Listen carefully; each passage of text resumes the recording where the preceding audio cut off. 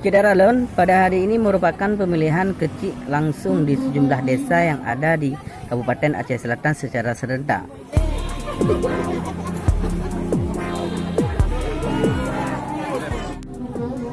Menurut pantauan tim kami, warga sangat antusias datang ke tempat pemungutan suara atau TPS untuk memilih pemimpin di desa mereka. Kak. Nyampe tengah tom tu. Sedangkan di Kecamatan Pasir Raja ini ada 14 desa atau kampung yang melakukan pirciksung secara serentak.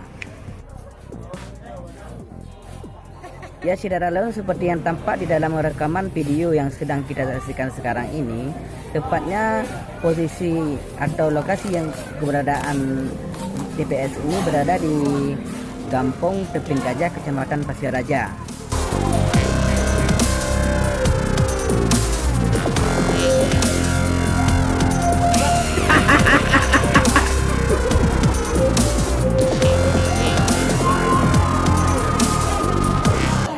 Bagaimana tanggapan Bapak masalah pirciksungnya? Positif, alhamdulillah, damai dari Baro sampai Uronyo. Bisa kita katakan di Pasir Raja Teping Gajah yang paling sportif. Alhamdulillah. Artinya terhindar daripada money politik, flag camping dan lain-lain. Jadi akan terpilih yang terbaik. Saya kira kandidat yang kuat yang tahu Bapak. Tidak bisa kita pastikan karena itu jagoan masyarakat.